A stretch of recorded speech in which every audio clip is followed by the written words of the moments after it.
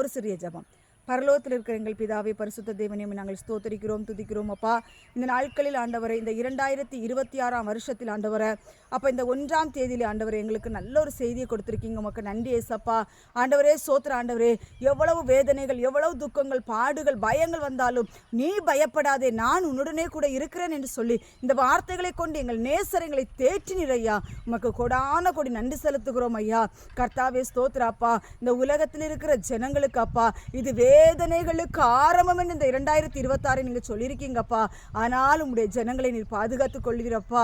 இந்த உலக பிரகாரமான இருக்கிற மக்களும் ஆண்டவரே எல்லாரும் ரட்சிக்கப்படட்டும் ஏசப்பா. எல்லாரும் உங்களுடைய அன்பை பற்றி அறிந்து கொள்ளட்டும் அப்பா. பரலோகத்தை பற்றி அறிந்து கொள்ளட்டும் ஆண்டவரை.